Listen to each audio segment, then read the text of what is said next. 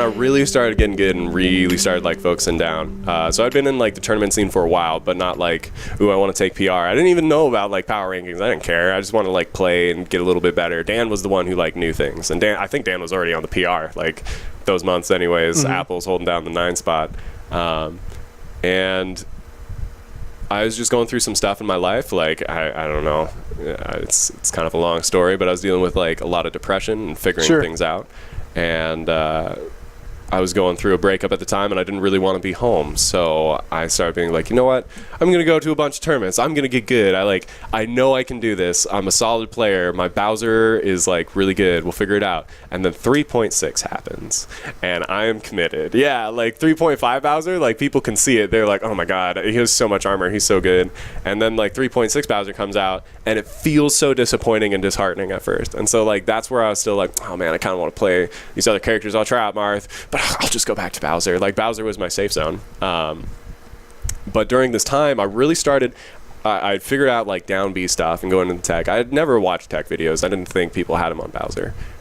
So I just started like figuring out my own stuff, and I was like, oh, dude. So there's this interesting interaction that I started focusing on. I was playing with that kid, like childhood friend, like literally the best guy I know, Mitch Harris. Oh my God, shout outs to you. Love you, dude. You're not gonna hear this, but whatever.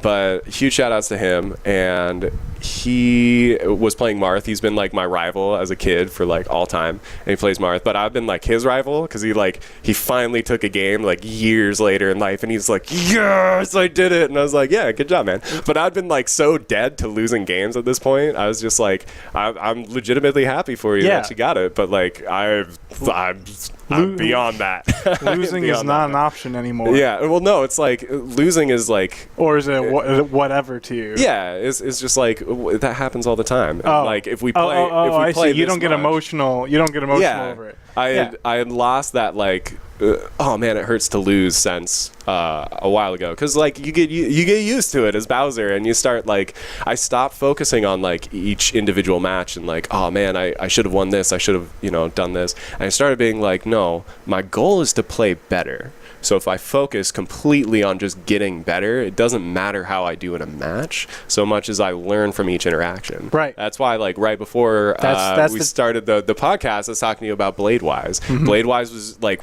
Bladewise and Gimpy Fish were the two most important people for me to run into in real life and learn from. And it's like, it's stuff that everyone says, which is crazy. It's stuff everyone says, and like, yeah, dude, you should just do this. And it's like, it's right there. It's really obvious. But sometimes you just like, you're dumb like me, and you need to hear it from the top player, because they put it really simply, because I've said it so many times that they can't they're not going to mess around with words, you know? Yeah. With Gimpy, it was like, you can be patient. That's it. Like, that is literally all he had to say, and I learned so much from that, and like, I completely changed my style to be like, oh man, dude, if I don't want to rush you down, I can literally chill on the ledge. That's cool. I can do that. I can just like back off a whole bunch of times. It's fine.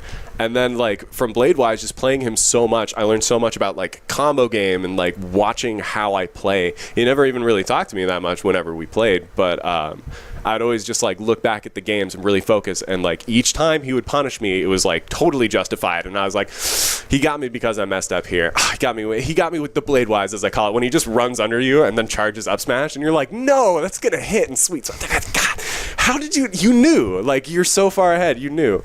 Yeah, so like, it's super good. It teaches me a lot. I'm like, okay, he definitely set up for that up smash. He knew I was coming in. I need to not do that anymore. Because that's, whenever I talk about Bladewise, it's that he just learns you, and he figures out your play style. He figures out your moveset, how you're moving your character, what combos you're trying to pull off, and once he figures you out, he gets the download, man, and then he just gets crazy on you. Like, oh my God, I remember I took one friendly from him as Bowser, and I was like, dude, I'm feeling pretty dang good. And it was like on the side side screen, over, like, not in the corner, but against the wall, so no one could see, but Bladewise saw, and he just sat down and pushed his glasses up. He just leaned into it and four-stocked the shit out of me. No, like, it wasn't even, like, it was kind of scary how bad it was of a four-stock. I was like, I swear I had answers for all of these before, but you figured something out. And then it was like, after crushing me and like leaving me in this heap, like,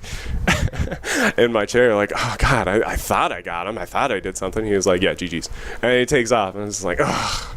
I have so much to learn. And like, yeah. So you start focusing in on that stuff, and I was going through a lot. Didn't want to be home. Started going to like tons of tournaments and really focusing on like just play better, learn this character better. Why do you even play Bowser, dude? Like so many times, so many people ask me that question. Well, people tell me, and it seems to be a topic of debate in the Smash community, particularly in Project M, where they have, the tier lists, and then people are like, well, tier lists are stupid because if you have like some person who's like godlike with a particular character, Tony, they can make the character, Mr. Gimpy Fish, they can make a character seem a lot better than they really are, or maybe the character is a lot better than it seems they are, depending on how you play it.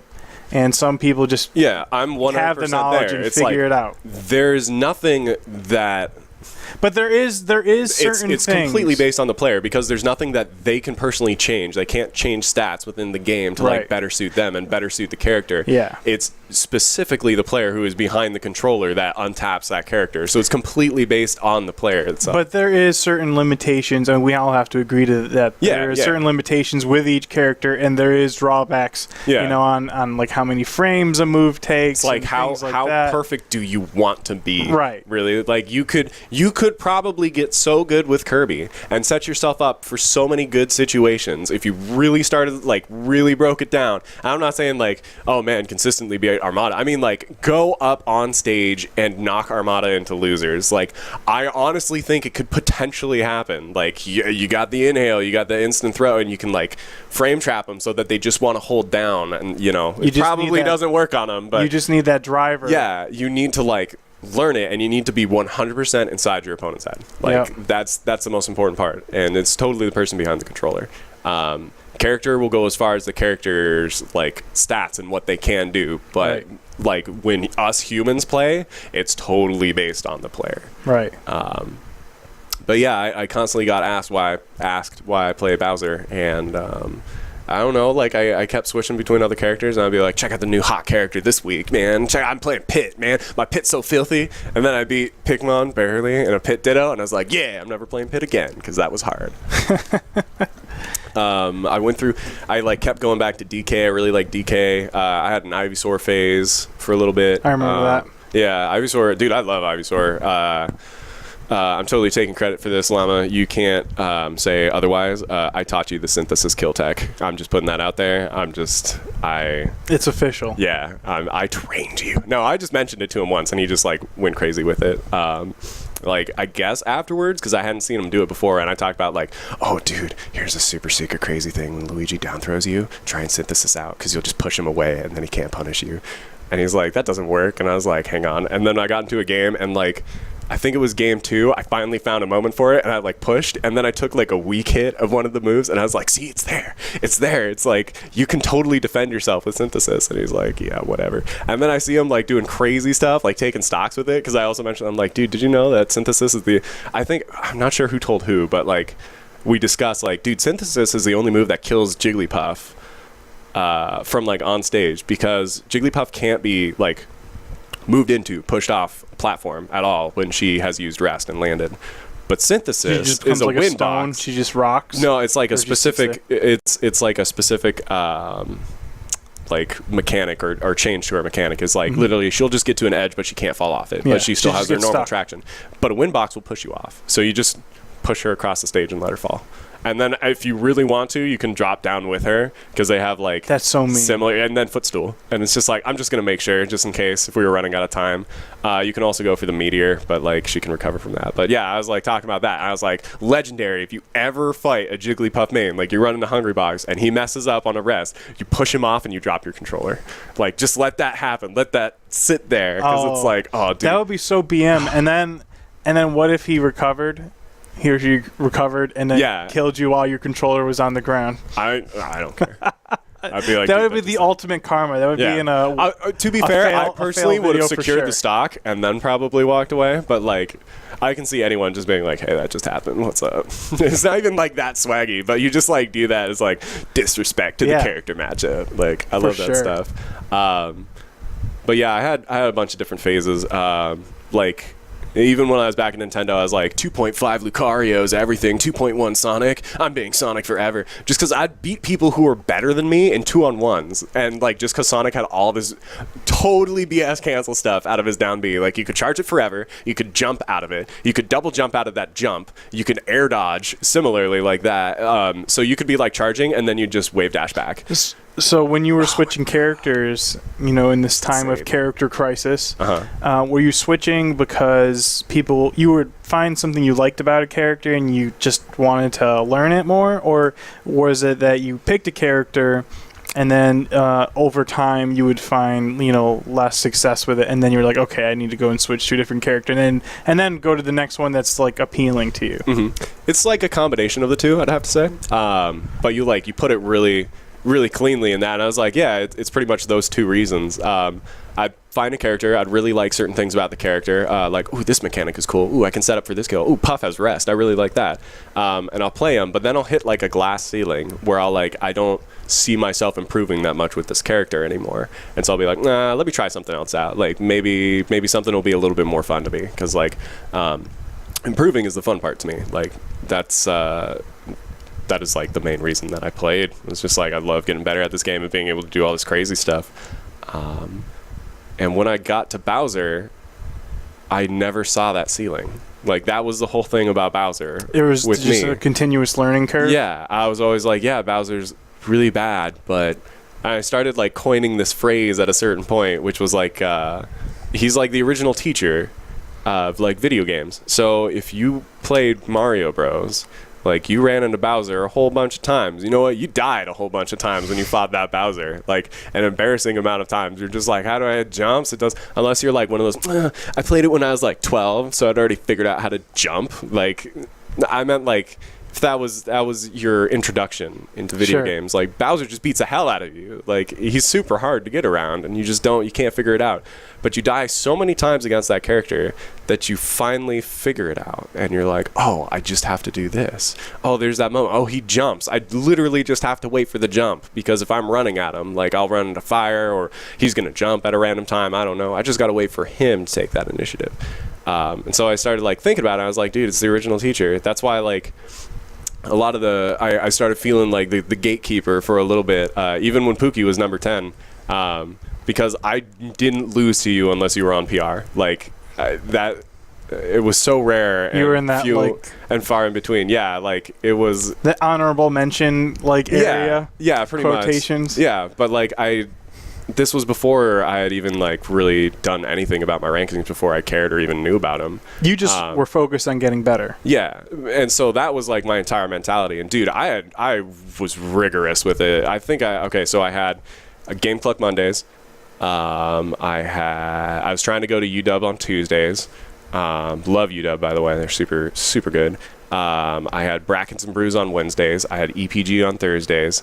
I had big tournaments on Saturdays. There was Tuck on Fridays, and then I would go to ESS on Sunday. So like literally, if I could, I'd have just a full schedule of Smash, and it was like at least 4 tournaments a week that I'd go to. How did you fare in the particular or different tournaments? Because I know that there is some cross pollination with some players. They'll go and travel around different tournaments as well, but then there's, because of geographic locations, there is lots of other tournaments who will have a dedicated set of players that will come to this tournament. Like South. Like I think like Puff Main apparently is from South. I can't remember. I just saw him at the Arcadian. Super rad dude. Like I love his Puff. Saw him yesterday. Fun. Yeah. But like Puff Main and Blue 2. And I think Master B, because he like lives near Blue 2. And like, yeah, I don't really know that much about a lot of the other regions, just because like it can feel really secluded. You're totally right.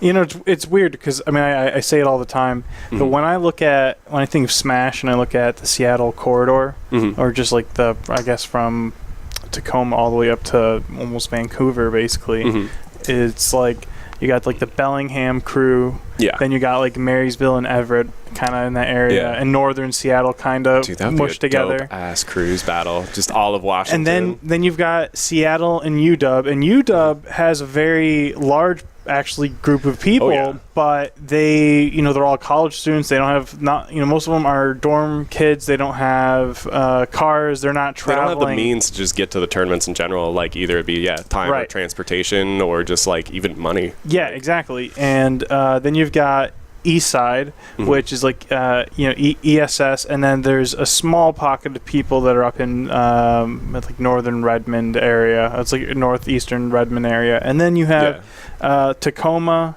and that's like Tacoma and basically Tukwila. It's basically the south, and so it's like all these different smaller regions, and not all of them will travel to those different areas because of various reasons, whether it be traffic or the particular day. And it's tough because not if we had every single one of them on like Saturday and Sunday, it'd be like ridiculous.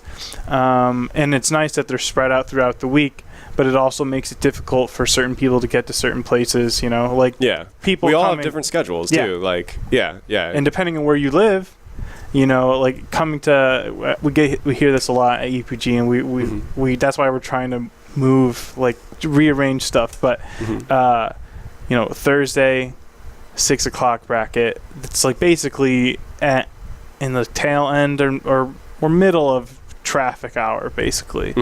And so if you're coming in from like North Seattle, unless you're coming in, well aware of what kind of traffic you're dealing with. We had to prepare when the Google group was going. Like, we would all have to wake up early so we could go. We had a flexible schedule, so we would like go in a little bit early and then try and leave. But if we like missed it and we were like, I just want to come in late today, because we usually did that, we'd wait the traffic out because like it just got so packed up that it's like, dude, we're not going to make it on time for like anything important yet.